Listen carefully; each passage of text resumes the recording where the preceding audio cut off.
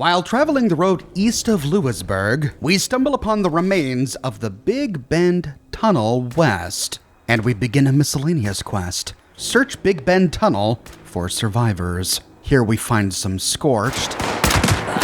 There's a rickety bridge that connects the rock on either side of the tunnel entrance. From up here, we can snap off a few more scorched.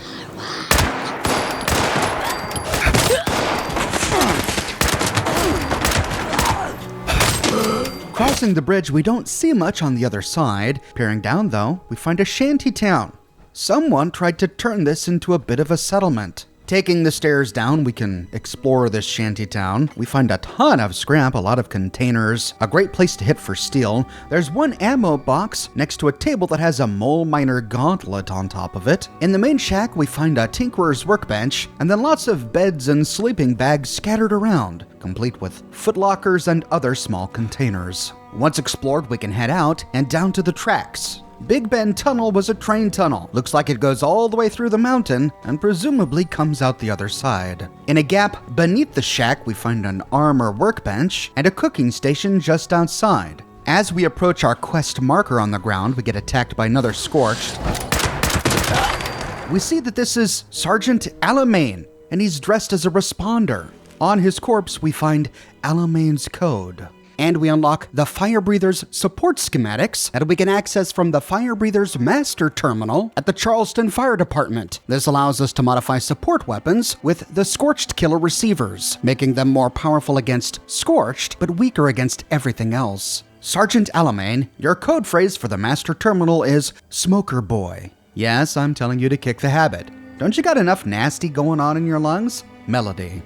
This Melody must be Melody Larkin, one of the senior members of the responders. Looks like she sent a detachment of fire breathers here. But to do what? We learn what when reading Melody's notes at the Fire Breathers Master Terminal back at the Charleston Fire Department. At the very top in Muster Point, the Rusty Pick.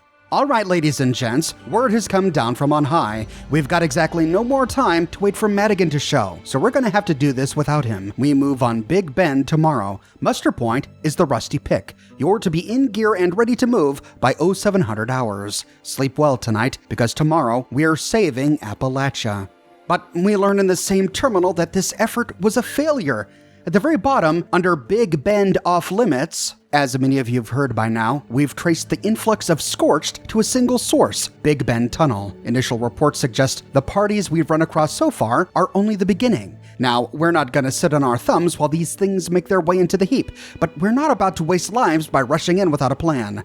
So until further notice, all patrols and scouting parties should steer clear of Big Bend Tunnel and the surrounding area, and no one leaves the station without a firearm. Melody. So their advance on Big Bend was a failure, and Melody banned them from going back.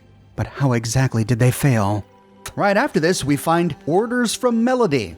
Meet up at checkpoint near Big Bend Tunnel West. Assault team charges in and pushes back the Scorched. Demo team sets charges. Get out of there and blow the tunnel. If things go pear-shaped, evacuate the tunnels. But we find Sergeant Alamain dead here, and the tunnel doesn't appear to have been demolished. Heading towards the gate to the tunnel, we find more fire breather corpses. When ready, we can enter Big Bend Tunnel. Inside, we find more fire breather corpses, and on a crate near to a raider corpse, we find a note. Scattered Journal, page 6. Spring, 2097. This will be my last entry. I'm pinned in these damn tunnels and the Scorched are coming. Yesterday, 2 men and a woman came to the camp looking panicked. We recognized them. They were with us at Pleasant Valley. We thought they were crying wolf to get us to lower our guns so they could ambush us, but I could tell they were genuinely frightened. Between the sobs, they managed to tell us that the Scorched had reached the mountains and killed most of the remaining survivors. We had a few hours at best before they reached us. We didn't even have time to figure out where we'd go when they attacked. There's just too many. Once they pushed us back into the tunnels, I knew it was over. Scorched have been making their way further into the tunnels for months now. I always knew this wouldn't last. I'd been evading my comeuppance for far too long. Sooner or later, I'd pay for what I've done. To see everyone I've cared about be killed and torn to pieces, it's the worst feeling I can imagine. But I can't say I don't deserve it. All these years, I wondered if it was possible to come back. If people could come back from the horrible things we've done. If I could come back from the horrible things I've done. For a couple of years there, I started to believe maybe it was, but it isn't. I can't come back from the things I did as a cutthroat. Humanity can't come back from nuking ourselves to hell, and now it seems we're all gonna die as a result of it. The rest of the world are laying in the beds they made. I guess it's time I do the same. So we stumble upon this corpse at the very end of the story. This is page 6 of the Scattered Journal, and the very last entry. We'll have to find all of the others to piece together exactly what went on here. But from this note, we can deduce a few things. This raider corpse we find next to the crate is likely the author of this journal. So far she is unnamed. She was formerly a cutthroat raider. She said as much on the last page of this note, and she recognized survivors from Pleasant Valley, the ski resort we explored in my series on the Order of Mysteries. We learned during that series that the wealthy survivors who were stuck there after the apocalypse eventually became the Cutthroat Raiders of Appalachia, led first by Harland McClintock and then by David Thorpe. This note is really unique because it appears to have been written during the Scorched event, the event we see signs of all over Appalachia, the very event that killed every remaining man, woman, and child in Appalachia in the spring of 2097. Moving north up the tunnels, we can kill some more Scorched. We find an opening to the left that reveals another train track running north and south. Alright, to explore this tunnel, we're going to have to divide and conquer. We'll first explore this western track north to south, then we'll explore the eastern track north to south. We see a tunnel to the right. Heading inside, we find the walls covered in brain fungus. The tunnel brings us to a room that splits, left or right. We'll go left for now. This brings us down to a partially flooded level, which again splits left or right. We'll go left. Here we find a toolbox and a ladder and a path going up. This path again splits, left or right. The left path appears to go back to the tracks, so we'll turn right. The right path brings us down and circles around back. All right, it looks like this turns into a big loop. In a nook, we find a skeleton, and continuing along, we see that it loops back to the last fork. Instead of heading up back to the tracks, we can backtrack to explore that last fork. Following the other path, we find a shovel and a mine car and skeleton bones scattered around. This almost looks like a grave, as if someone was trying to dispose of bodies they found here in the tunnel. They used the shovel to make the grave, but it's been disturbed, or they were interrupted in the process, which is why we see the bones scattered all over the place. But that's it for the tunnel. So heading all the way back to the end, we can take the path to the left, which sure enough brings us back to the tracks. But it looks like we've skipped a lot. We arrive at the section where we sniped off all of those Scorched, and it's here where the wall separating the eastern and western tracks has a large gap. Exploring the other side of the gap, we find a shack. In this shack, we find containers, a submachine gun, some psycho buff, and Scattered Journal page number 4, Fall 2093. So we are going back in time. Things have been going better than I expected. The group scrounges up what we can find. We do a little farming. We get by. I keep in touch with the Brotherhood of Steel at Big Bend East. Their leader, Melissa, has been very generous to us. We'll trade with them, even though trading often ends with them giving us a shipment of supplies and us handing them whatever few weapon parts or tech components we come across. Seems pretty one-sided if you ask me. One trip, I asked her why her group was so nice to us, and she tells me they want to make sure my community is doing all right. I thought about that my whole walk home. A community. It's been over 10 years, and I still think of us as cutthroats, hiding in a hole, waiting for the world to end. It made me hopeful. This life isn't the life I imagined while vacationing at Pleasant Valley all those years ago. It's quiet and lonely and difficult, but it's also simple, and it could be strangely more peaceful than the chaos of the old world. The life that me and my community have made is real. It's ours. I think I can be content with that. P.S. My Robco watch broke though, so that's unfortunate. How am I going to keep track of time? It's easy to lose track of time in the tunnels, and the weather is too tumultuous to get a good sense of what season it is. So these former raiders left the Cutthroats over a decade ago by the time this one was written. Why did they leave the Cutthroats? Did they really reform? They must have, if the Brotherhood and the Responders were helping them. This section of the tracks are piled up with crates and boxes and junk, and lots of weapons, missile launchers, sniper rifles, all sorts of stuff. From here we could go south to explore the eastern track, but we'll continue north for now and explore the eastern track on the way back. Continuing north up the western track, we find a barrel with some ammunition on top and scattered journal page number 1. January 11th, 2083. I managed to find this half-blank journal on my way out of Pleasant Valley, and I know writing this is probably pointless, but I guess I needed some place to explain myself. My name is Carol Sweeney, and I'm part of the Cutthroats in Pleasant Valley. Well, I was. I had to leave. What Thorpe did flooding Charleston, that was just wrong, and I know I'm no better. For the most part, I went along with him. I was starving, and Thorpe kept me fed. But no more. A few of the other cutthroats felt the same, and we all agreed to head out on our own. So now we're here. We used to hide around Big Ben's entrance and jump any unfortunate souls trying to use it for passage. It should be okay here. There's wilderness to live off of, and enough around to scavenge. If need be, we can disappear into the tunnels. Like I said, I don't expect whatever god there is, or anyone for that matter, to see this and forgive me. But maybe if I manage to just survive here and live out the rest of my life in peace, I can try to forgive myself. At last it makes sense. Carol Sweeney, a former member of the Cutthroat Raiders, was horrified when David Thorpe blew the Summersville Dam. We recall while doing the primary quest that the responders captured the cutthroat raider named Rosalind Jeffries after her failed attack. They then brought her to the Charleston Capitol building and interrogated her, only to discover that she was the girlfriend of Raider boss David Thorpe. This is all lore we will cover in great detail when we cover the primary story of Fallout 76. But in short, when David heard that the responders had captured Rosalind, he assumed that they killed her, and the supposed death of his girlfriend threw him into a murderous rage. He then rallied the Cutthroat Raiders, stole a mini-nuke from the Brotherhood of Steel, and blew up the Summersville Dam.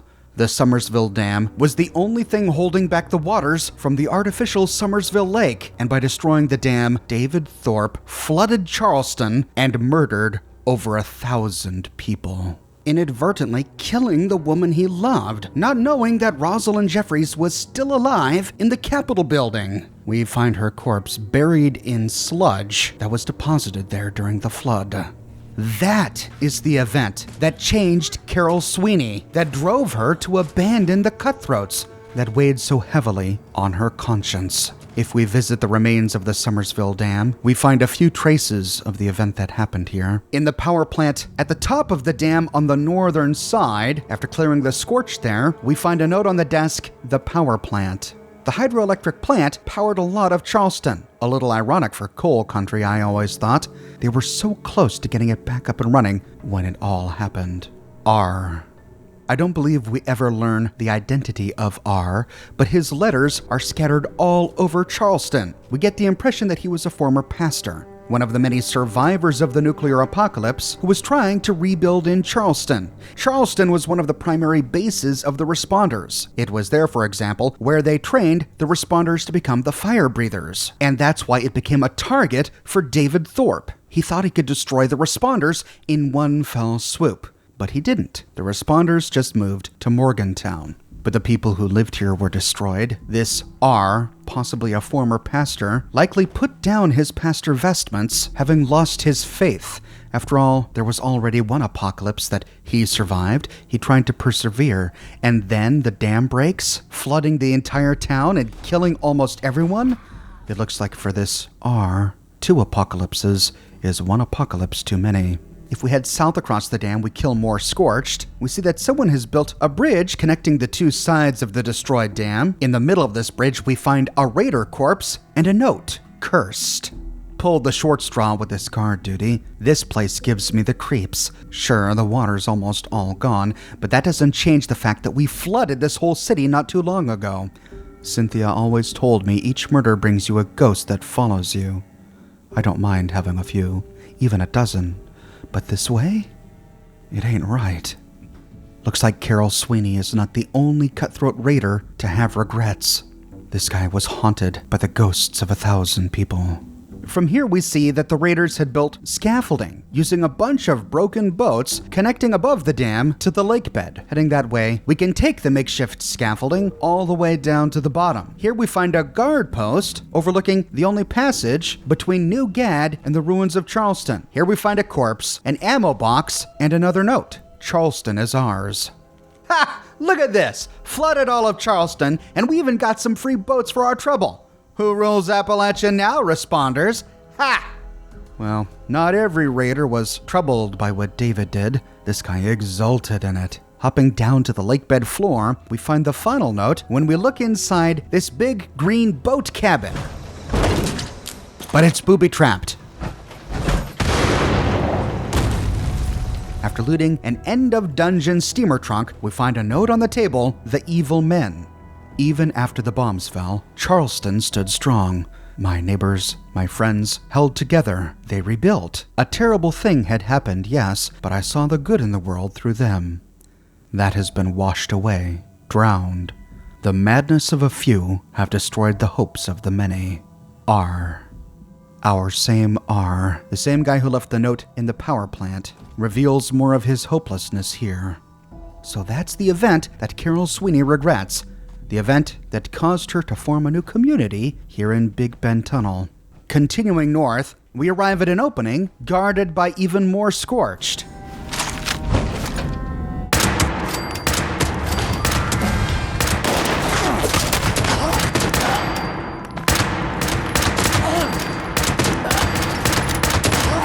Heading inside, we find a huge vaulted chamber. We see shipping canisters and floating pods all over the place. We also see some of the pre-war infrastructure, big cement rooms, all locked, and they require a key. Here we also find a new train track, delving west into the side of the mountain. We'll come back and explore this once we finish exploring the two tracks we're already on. Continuing north up the tracks, we kill a bunch more Scorched, and then on a pushcart by some boxes, we find Scatter Journal page number 2, November 13th, 2085. If anyone else ever reads this, they'll think I've gone mad, but I know what I saw. A giant doggone bat in the sky.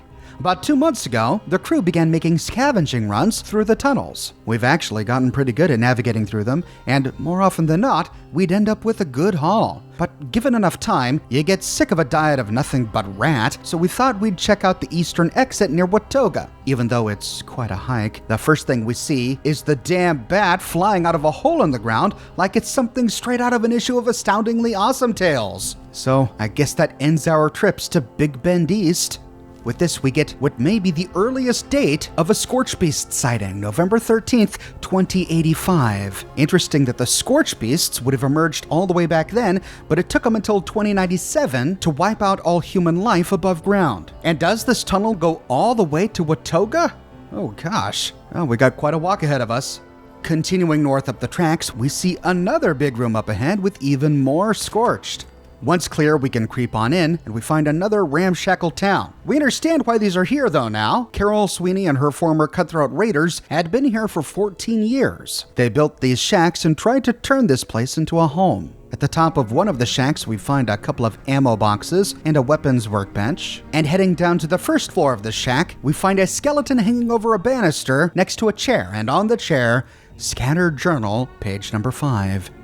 Summer 2095. Melissa's camp is empty. No note, nothing. Scorched or something must have killed them, right?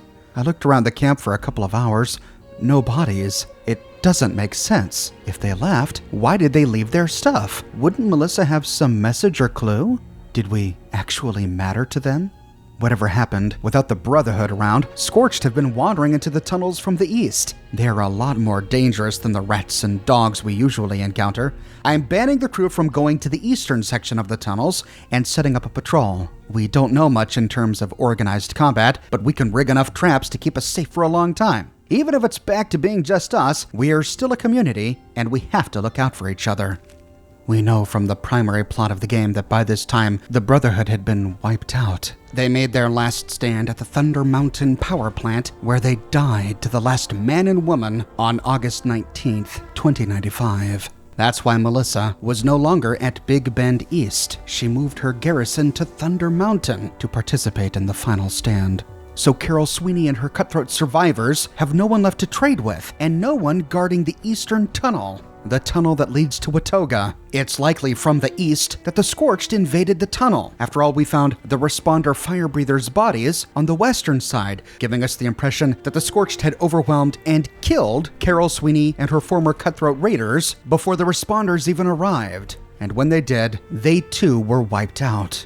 In this section, we also find a chemistry workbench. It's a great little spot for a pit stop before continuing north. But it's not much further until we reach the end. We find the door out to Big Bend Tunnel East. So that's one side of the tracks explored. Now we need to move over to explore the other side and take it south. Just past the last shack with the weapons workbench, we find a hole in the wall to the right. Inside, we immediately find a split to the left or right. We'll turn right for now. This path just ends in a dead end with a first aid kit. So turning around, we can take the other path. After a bit, we find a nook off to the right with an outhouse seat inside. We finally understand what Carol Sweeney and her former cutthroat raiders used these little caves for. Continuing down the tunnel, we see that it heads back out to the tracks to the east, and we see a nook with a skeleton to the right. But that's it for this tunnel. So heading back to the tracks, we'll continue by taking it south. We pass through the large vaulted room with the floating pods and locked doors. We still don't have a key for these yet. Perhaps we'll find it as we continue to explore south. And as we near the western entrance, we find a cave to the right. We clear some scorch in here and we find two paths, to the left or to the right, going to the right first. This path ends at a duffel bag. Turning around, we can follow the path to the left, which ends at a wooden crate. Back out to the tracks, if we continue south, we pass through a red door leading to a shack we explored a moment ago. On the other side of this, we find another cave in the wall. This tunnel leads to another one with a dead end to the right and a hole leading back to the tracks to the left. This puts us out on the other side of the shack that was blocking our path. So from here, we can turn south to finish exploring the tracks. Near the end of the track, we see that this portion is flooded, but to the right, we see an open door. After killing the Scorched inside, we can loot a first aid kit on a wall and pick a skill level 1 locked security gate. Inside, we find a wooden crate and a couple of lockers. That's about it. So heading out, we can continue south to arrive at a dead end. All we find for our trouble is a suitcase. This leaves one path left to explore. Heading back to the large vaulted room with the floating pods and locked doors, we can finally turn east to explore the track that delves east into the rocks. Eventually, the track winds north, and we have to kill more Scorched. Then the track turns back east. Continuing east, we see that a cave-in has blocked up most of the rubble, but at the end, we do find a cave delving deeper underground. At the end, we have to deal with more Scorched. Here we find a couple of small caves on either side and a large yellow backhoe in the middle of this room. On a corpse sitting in a lawn chair next to a mannequin on the backhoe, we find the Big Bend tunnel door key. Turning around and exploring the southeastern tunnel just leads to a lunch pail and a couple of aluminum veins. So heading back to the main room and exploring the tunnel to the west leads to a responder's corpse next to a wheelbarrow. The remains of Sergeant Kaminsky. On her body we find Kaminsky's code. Sergeant Kaminsky, your code phrase for the master terminal is Nuka Addict. Save some for the rest of us next time you find a case, yeah? Melody. Looting this note unlocks the Fire Breather's shotgun schematics, which we can access from the Fire Breather's master terminal back at the Charleston Fire Department, allowing us to attach receivers with bonuses against Scorched to shotguns. And below this are more orders from Melody. These are the exact same orders we saw on the first corpse. So it looks like at least one responder got pretty deep before she was killed by the Scorched. She must have been part of the demolition team tasked with blowing up the mine. And down here we find even more aluminum veins. Now that we have the key, we can head back up the tunnel to the track, follow it back to the big vaulted room and use it to open the locked door. Heading through the door, we pass by a storage room, a long hallway, until we find a skill level 1 locked terminal on a countertop. After hacking it, we can use it to disengage a nearby lock. Turning around, we see that it must have been to this floor safe, which is now unlocked. We can then use the key to open the big blue double doors, leading back out to the tracks, but to finish exploring, we can turn around and go into this warehouse. We find mole rats aplenty in here, a fusion core and a fusion generator, and a skill level 1 locked tool chest next to a power armor workstation, which we find just in the nick of time. There is a staircase leading to an upper area, but we'll go upstairs stairs in just a second. Let's finish exploring this level first. Heading out of the warehouse, we can go down that long hallway. This brings us to a staircase leading to a door that just opens up back at the tracks. Now that we've explored this level, we can head back to the warehouse and go up the stairs to the second floor. This brings us to the floating pods. We can loot lots of scrap from these floating pods. We find numerous containers, tool chests, ammo containers, first aid kits, and finally, Scatter Journal page number 3. May 3rd, 2088. Supplies have begun to dry up around the west exit, so we've had to search the east to make do. Mostly it's been alright, but earlier this week I almost got my head blown off by a guy dressed up as a tin can. Turns out there's some new militia unit. They call themselves the Brotherhood of Steel? Cheesy, but if it means we've got someone watching the other side of the tunnel, I can live with that. The head of the command told me they've set up camp so they can watch for traffic entering the region. I asked her if she knew about the giant bats in the sky, and I was taken a bit off guard when she confidently stated, "That's why we're here." Apparently the giant bats are thanks to some disease or something called scorched, caused by the nukes. It's been infecting everything across Appalachia, including people. But she says that they and the responders are doing everything they can to fight it. She asked if I was familiar with the responders. I swear I almost swallowed my tongue. It's been 5.5 years, but I still think about it. I told her I had heard of them, but my group keeps mostly to ourselves, and I'd better head back to my camp. She told me it was good to see a friendly face, that we could check in from time to time and help each other out. It gives me a small sense of peace knowing that some of the responders survived Charleston, and that there are still groups trying to help people. Sounds like Carol Sweeney here was genuinely remorseful for her involvement in the Christmas flood of Charleston. Near to this, on a console, we find a holotape. Isaac's message to the Sloth. The majestic Sloth. So misunderstood. So intelligent. Yes. They move cautiously. With great precision. But it is not mere laziness. Oh no, my friend. It is evolution.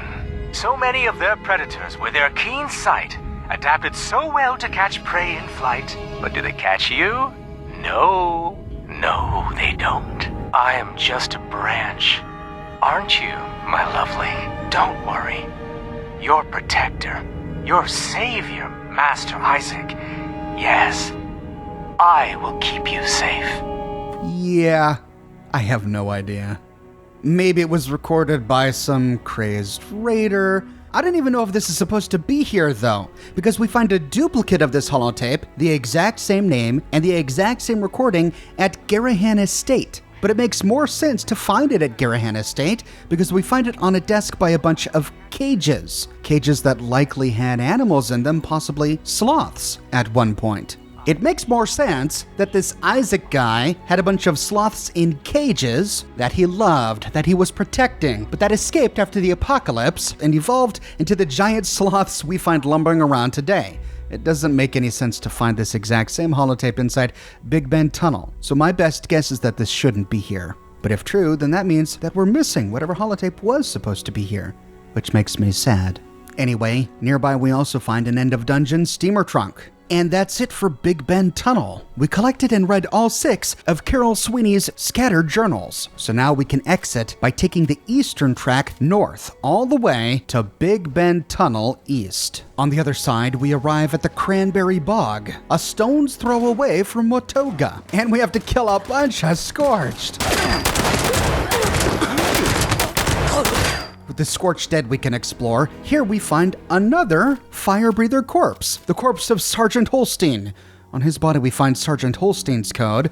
Sergeant Holstein, your code phrase for the master terminal is nuclear dash. Show all of those slowpokes how to keep the pace. Melody. By looting this note, we complete the miscellaneous quest, search Big Bend for tunnel survivors. And by looting the note, we unlock the Fire Breather's rifle schematics at the Fire Breather's master terminal at the Charleston Fire Station. This allows us to craft scorched receivers for rifles. We also find more orders from Melody, and these are the same as we found on the other bodies. As we learned from the notes inside the tunnel, this side of the tracks were heavily guarded by the Brotherhood of Steel. We find all sorts of Brotherhood barricades and fortifications set up. This place was heavily defended. It's likely that this was the first side of the track to fall to the Scorched because the Brotherhood had to abandon it to support Thunder Mountain. On one of the Brotherhood platforms, we find Knight Rish's terminal. In the first one, supply line reports, scorched are infesting the tunnels. Moving supplies is getting riskier and riskier. It's not like I can ask the top brass to send what little they have to reinforce one checkpoint, but damn. Gonna send a runner to Fort Defiance. Let them know we're on borrowed time here. I don't get this. On one of Carol's notes, we read that the Brotherhood had disappeared from this eastern side of the track, and it was only then that the Scorched began to invade the tunnels. But someone had to be sitting here typing at this terminal to write this message. Seems strange that he or she would be doing so while the Scorched began infesting the tunnels. Maybe this is a reference to other tunnels, not Big Ben Tunnel. In the next one, salvage runs into Watoga. Until further notice, we are suspending the salvage runs into Watoga to concentrate on security here, recalling all scout teams. And in the last one, Tom and Molly, we found a note in the tunnels the other day, along with 4 bodies. They've been there for a while. I can't imagine what it must have taken for 2 kids to get all the way from Watoga to here. At least they found their parents before the end. And underneath a gas canister next to this terminal, we find a paper note, Tom and Molly. Tom and Molly, leave now. Get out of Watoga. Do not try to stay at home. Meet us at the Big Ben Tunnel. Love, Mom and Dad. So the Brotherhood found the bodies of Tom, Molly, and their mom and dad deep within Big Ben Tunnel or some other tunnel, along with this note, which they brought back with them to their position here. If they were indeed talking about Big Ben Tunnel, perhaps they buried the bodies in that large grave we saw inside the tunnels with the shovel sticking out of it. How did the family die? Perhaps they succumbed to radiation. But as Melissa said on this terminal, at least they found each other in the end. Since this was a Brotherhood of Steel outpost, we find all the creature comforts. A power armor station including a power armor frame with, in my game, some T-45, a tent with a bed, and an assortment of workbenches. And with that, we uncover the full story of Big Ben Tunnel. What are your thoughts on the story that we find here? Do you think it's possible for a person like Carol Sweeney to find redemption? And what about the responders? They lost at least half a dozen of their elite fighting force, the Fire Breathers, here at Big Ben Tunnel, while trying to save none other than the remnants of the very raiders who destroyed their headquarters at Charleston and killed over 1,000 people. Do you think they knew who it was they were trying to save? Do you think they were foolish for trying to help this community here?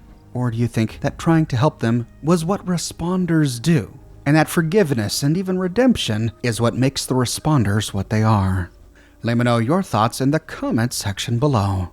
I publish many videos each and every week here on my channel, so if you don't want to miss my next one, be sure to subscribe and to click that bell notification button. If you have and you feel like you're still not getting notifications, consider following me on Twitter at Oxhorn. I have a shirt shop with completely unique designs you can't find anywhere else. My designs come on shirts in a variety of men's, women's, and children's sizes, and in a wide array of colors. They come on other products as well, like smartphone cases, pillows, posters, mugs, stickers, prints, etc. So if interested, you can find a link to my shop in the description below, or you can click here. If you like what I do and you want to support me in a more personal way, consider becoming a patron on Patreon or a member here on YouTube. But more than anything, I'm just so glad you're here watching this video with me today. Thank you so much for watching, and I'll see you soon with more brand new videos.